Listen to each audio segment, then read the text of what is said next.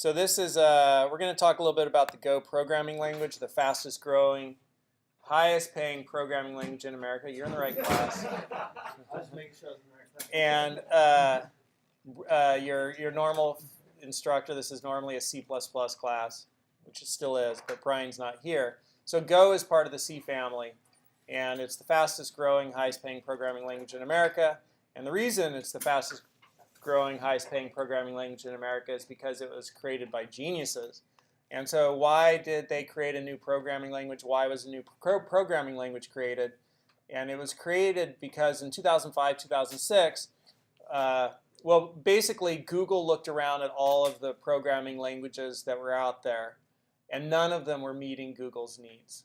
Not Python, not JavaScript, not C, not C++, not C#, not Java.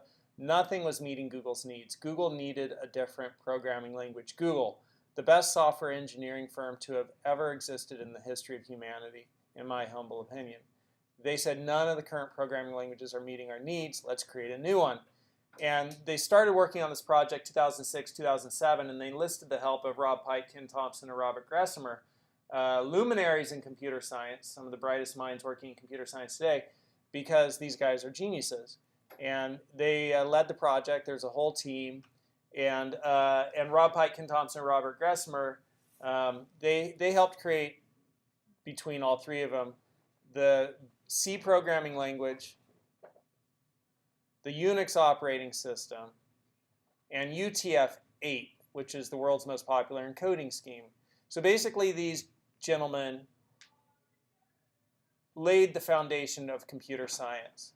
And then with the best software engineering firm to have ever existed in the world, Google, they said, let's create a new language. And so when I heard that, I was like, I'm going to learn that language. I don't need to know anything else. Right? And so I started learning this language way back in the day where there was no resources anywhere to learn it except for a single book that was originally written in Chinese and translated to English. And so that's when I started learning the language. And in March of 2012 is released version 1, so stable version 1, 2012. So it's a new language compared to JavaScript and Python. They've been around since early 90s, and and Java. And so those languages are, coming up on 30 years, and Go is coming up on, since version 1, maybe 6. And it's doing great in industry, and there's a huge demand for Go developers. And if you want to learn, we're going to just kind of see some things with Go today, but if you want to learn the entire deal, so this entire website, the back end of it's built with Go. And the classes that you'd want to take here would be this one right here, which is an introduction to the language, 28 hours long. And then also this one right here, which is web development with the Go programming language, 19 hours long. And both of those courses come with an amazing code repository, and so you get to learn the entire language and the code base going through those classes. So that's an introduction to why you might want to learn Go. And C++ is nice. It'll give you a good foundation, and it's old. There's plenty of jobs out there still in C++. Plenty of systems need C++ developers. But if you want to be, in my opinion, on the cutting edge and involved in new projects that are, cutting fresh tracks, Go is a much more dynamic language to learn with much better opportunities for those types of situations, as opposed to coming in and like, okay, how's this legacy code base work? Let's maintain it. Go is amazing. Go's amazing. So just to show you a little bit about Go, I'll just code up some an example of a web server, maybe, just for fun. And you could see kind of just like get a feel for the language. And one of the nice things about Go is it writes a lot like scripting language, but it's also compiled in static, static language, and it's also garbage collected, and it's also super fast. So it does what Google needs to be done, which is applications at scale. And by the way, I forgot to tell you, 2005, 2006, the first dual-core machines. Before that, every machine computer had a single core. And so with a single core, every programming language out there was built to run on a single core, until Go. And Go is built to natively take advantage of multiple cores. 2005, 2006, multiple cores started to appear. And so Go can do concurrency and parallelism really well. Concurrency is a design pattern. You write your code so that if there's more than one processor, the code could run in parallel. It could take advantage of those multiple processors. So that's the difference between concurrency and parallelism. Concurrency is you write your code in a concurrent design pattern. And if there's a single processor, your code's going to run sequentially. It's not going to run in parallel because you only got one processor. So it's going to be one instruction lining up after another, going through one processor, one doorway, right? But if you have multiple processors and you've written with a concurrent design pattern, now your code can run in parallel across many processors. So Go is like a language that is natively built to easily take advantage of multiple cores and run concurrent code in parallel. So part of how it's super fast. So I'm going to start a new directory, 72, and you'll see how the language is, it writes really clean syntax. So 3 design goals of the language, like when they started, the 3 design goals were efficient execution. So we need this language to be really fast. Efficient compilation. We need it to be able to compile quickly, so we're not sitting around forever waiting for our projects to build. So efficient execution, efficient compilation, and ease of programming. Right? They wanted it to be easy, ease of programming. And so you'll see that here, right? Like, the programming is really easy. So all programs start in package main. Inside package main, there's func main. And inside func main, there is, your code. And when you enter func main, that's where your program starts. This is the entry point to your program. When you leave func main, your program exits and is over. So that's a simple hello world. You can see we're importing a package funct, and funct has many pre-built pieces of code we could use, like print line, which prints to standard out, and we're printing to standard out hello world. So if I was to launch a terminal and cd into Go, my workspace and source, and GitHub and goes to 11. And then we are in 000, nope, we're in Golang WebDev, and then 000 temp and 72, and that's it. And then go run main.go, right? There's my hello world. And so that's just like the simple hello world. And the main website for the Go programming language is golang.org. And you could go into documents. And in documents, you could get confused in getting started, or you could take my course, and I'll clarify it for you. And you could get overwhelmed in a tour of Go, or you could take my course, and then after you're done with it all, you can come back to a tour of Go. And like a tour of Go is like for somebody who's been a professional developer in C++ for 20 years. And so by the time you get to the 5th example, if you're not like on your game, you're like, I don't know what the hell's going on here. And then, we have Effective Go, which is a great document to read after you've been through my courses. And you've also have the language specification, which is absolute read after you've been through my courses. But also we have in here, we have package documentation. And so you go into package documentation, and these are all the pre-built packages. You saw me use the funct package.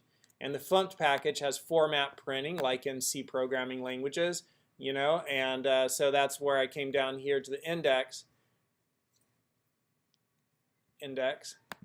and we have funct print line, right? So that's the one I just used right there. So I'm not going to teach you all the syntax and everything.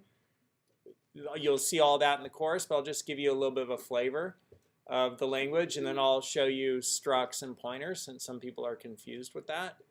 But you have all this pre-written code that you can use from standard library packages. Go ahead. Quick question. You said that you taught yourself Go back in the day, right? Yeah. So you taught yourself using like the Chinese book? Translated to English. How long So you had some programming experience before you learned Go, right? Oh, you had no experience learning Go. No, just Cold Fusion, which I wouldn't call. I mean, it's a weird language. So I did Cold Fusion in HTML 2001 to 2004, 2005, somewhere in there. How long did it take you to learn Go? I'm still learning it. Oh, you're still learning it? Yeah. Well, there's a ton to know, right? I mean, look at all these packages. You know, like, you know, to use encoding, you know, you need to understand a lot of stuff, a lot of crypto stuff. You know, encoding stuff. To use crypto, right? There's crypto stuff in here. You need to understand crypto, right? To use the net package, right? You need to understand networking. So it's like there's no knowing unless you're like, you know, I mean, like there's just a ton to know. So you're still learning even till Yeah. How Yeah. long? When did you first start learning Go? 2014. 2014. Yeah. So about 4 years, and you're still learning. Yeah. How do you feel about that? Is this I feel fine. I love it. really? Yeah, because you have room to grow, and it has the capabilities to do what you need to do when you need to do it. So if I ever need to do crypto, I could go and learn crypto and use Go for crypto. You said it was part of C++. What do you mean by that? No, it's part of the C family of languages, so it uses the same syntax. Oh, Very similar syntax. So people who've coded in C before, it'll look familiar.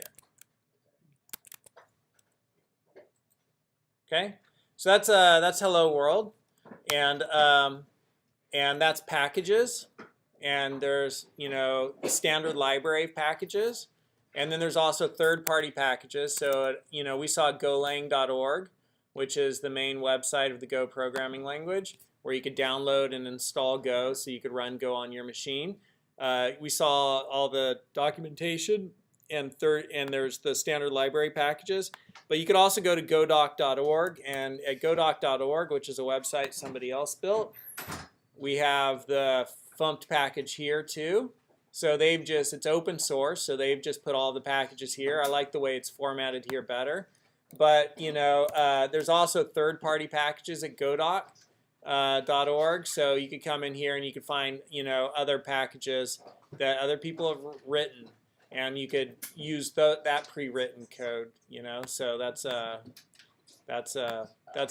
documentation and the website. So now we'll just build a web server, and to do that, we're going to work with templates.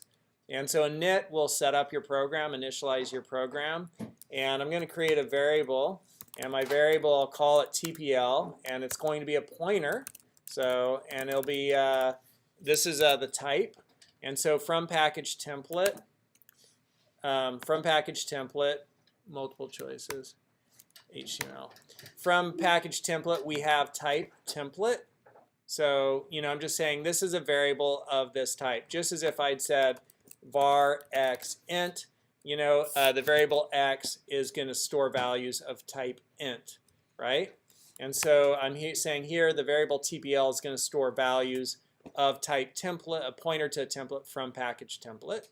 And so now I'm going to do TPL's equal to, and then I'm going to say, you know, this has to work, or the entire program is going to shut down. Template must, and I'm going to do template.parseGlob, and that's going to go into a folder, and I'll call that folder templates, and I'll parse everything that has the file extension Go HTML. So I'll create a folder here now, and this will be templates.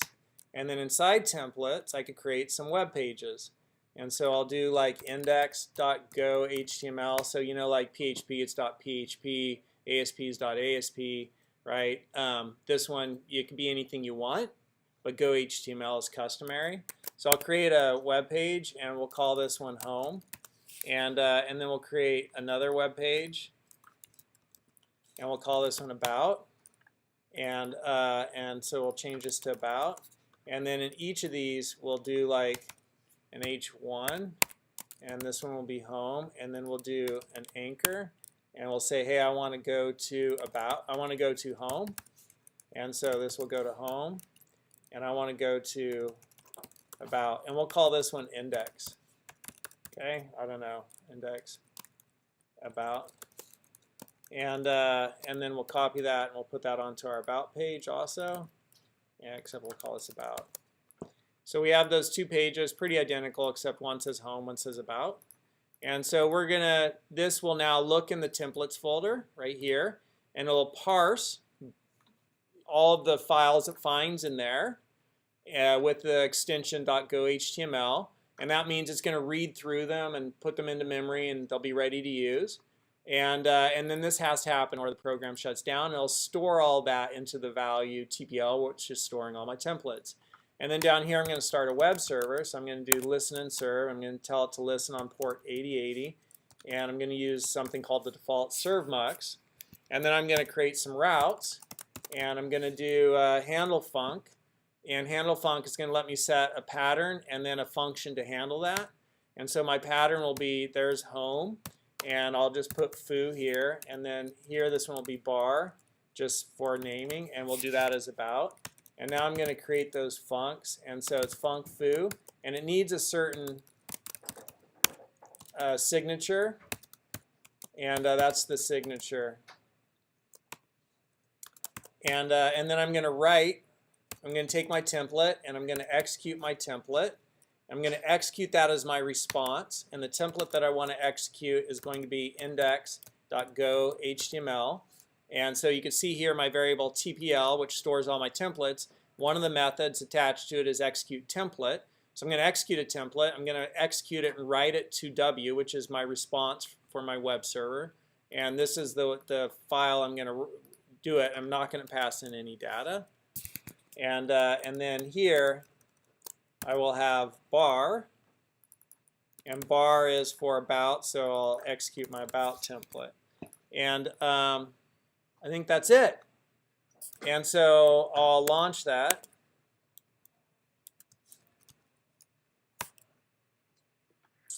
And now my web server is running. And I go to localhost, and I'm at home. I could go to about, or I could go to home, or I could go to about, or I could go to home.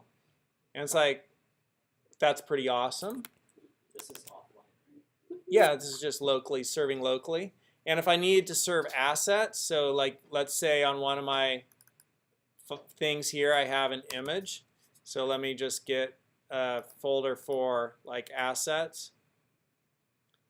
I'll call it resources.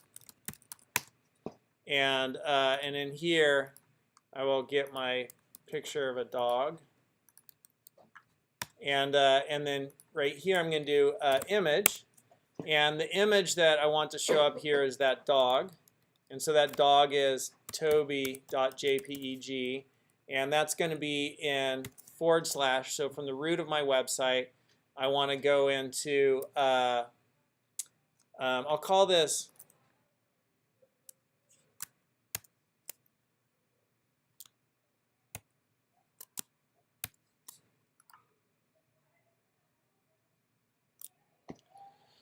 refactor, rename.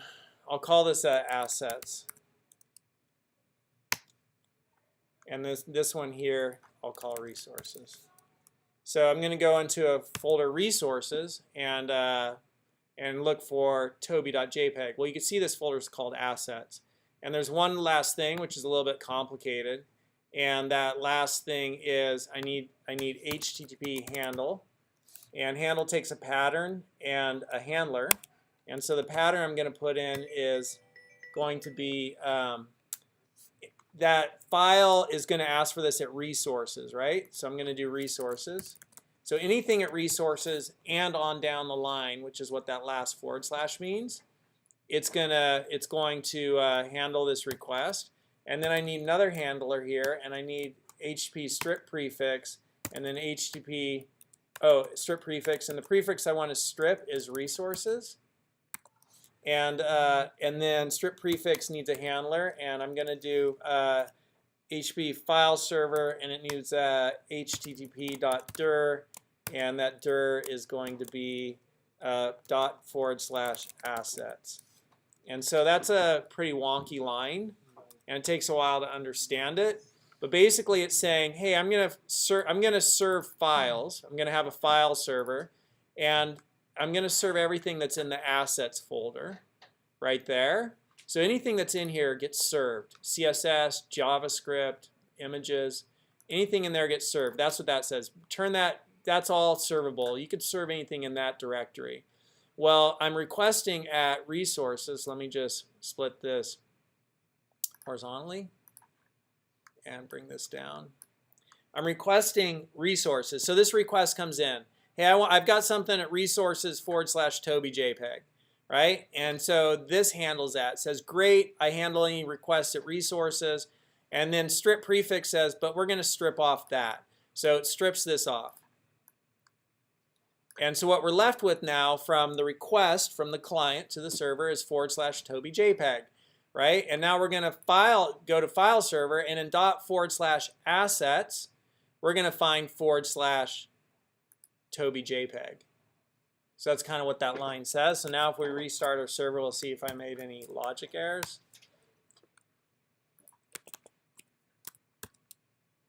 And I've got some error.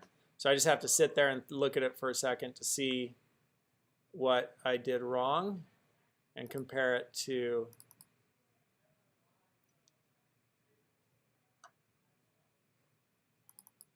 oh, let me bring that up. /stuff /resources. Oh, okay, I see what I need. /.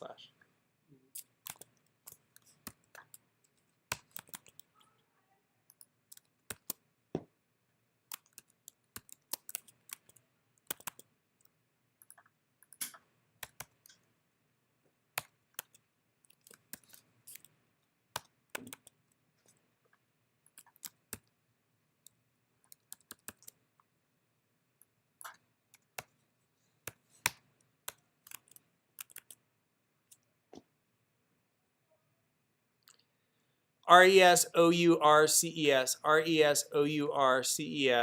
resources, strip prefix, RESOURCES, and HTTP dir /assets, ASSETS, and Toby.jpeg, no E. There we go. So let's see if that works. There we go. And so now it's like whatever JavaScript, whatever CSS I want to include. And so from there, it's, you know, literally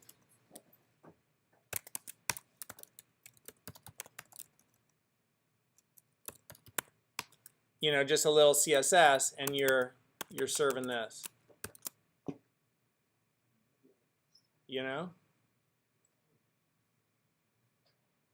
Cool. So that's like doing web with Go. What's up? You said that your students your two courses, right? And was that at City or was that the Greater Commons one? Greater Commons. Greater Commons one. Yeah. Right? And you said that you're still learning it even after 4 years. Yeah. What was that you teach in the Greater Commons one? What's that? You said that you're still learning Yeah. it after 4 years. Yeah. Right? What did your student learn in those two So the fundamentals of the language, and then also how to do web development with the language. Cool. So I'll show you now.